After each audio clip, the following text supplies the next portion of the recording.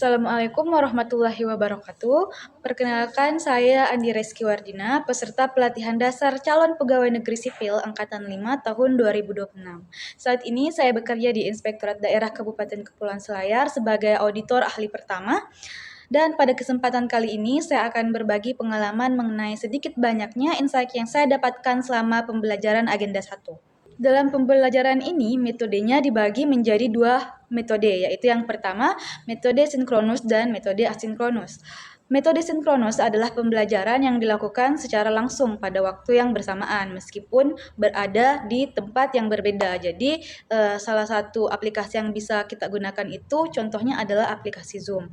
Nah, yang kedua, metode asinkronus adalah metode pembelajaran yang tidak harus dilakukan pada waktu yang sama. Jadi, materi bisa diakses kapan saja oleh yang bersangkutan. Kemudian, tugas dalam agenda ini pun dibagi menjadi dua, yaitu tugas kelompok dan tugas individu. Adapun materi pembelajarannya adalah yang pertama mengenai sikap dan perilaku yang poin-poinnya itu dibagi ke dalam wawasan kebangsaan dan nilai-nilai bela negara, yang pokok bahasannya mengenai wawasan kebangsaan dan kesadaran bela negara. Bagi aparatur sipil negara, wawasan kebangsaan adalah cara pandang dan sikap ASN yang menempatkan kepentingan bangsa dan negara di atas kepentingan pribadi atau golongan, berdasarkan Pancasila, Undang-Undang 1945, NKRI, dan Bhinneka Tunggal Ika. Sedangkan bela negara bagi aparatur sipil negara adalah sikap dan tindakan yang dilandasi rasa cinta tanah air, kesadaran berbangsa dan bernegara, serta setia kepada Pancasila, Undang-Undang 1945, NKRI, dan Bhinneka Tunggal Ika dalam menjalankan tugasnya sebagai pelayan publik. Kedua adalah mengenai isu kontemporer, yang terbagi menjadi dua bahasan penting. Yang pertama adalah konflik kepentingan, dan yang kedua adalah mengenai isu-isu kontemporer. Ada tiga hal penting dalam pokok bahasan konflik kepentingan, yaitu yang pertama, konsep konflik kepentingan, pengelolaan konflik kepentingan, dan internalisasi pengelolaan konflik kepentingan.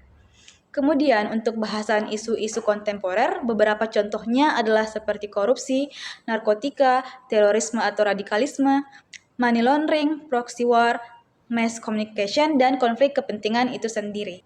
Materi yang terakhir dalam agenda 1 adalah mengenai kesiapsiagaan bela negara, di mana pokok bahasannya mengenai kemampuan awal bela negara. Pada tahap ini, kami diberi bekal mengenai kesiapan dan kesiapsiagaan jasmani dan mental, kemudian etika, etiket dan moral, dan kearifan lokal. Pokok bahasan kedua adalah mengenai kesiapsiagaan bela negara. Di sini, kami dibekali pengetahuan mengenai peraturan baris berbaris dan praktik langsung, kemudian keprotokolan, kewaspadaan dini, cara membangun tim yang baik, dan cara kamalam serta api semangat bela negara. Sekian cicet mengenai pengalaman saya dalam agenda 1. Sampai berjumpa kembali. Wassalamualaikum warahmatullahi wabarakatuh.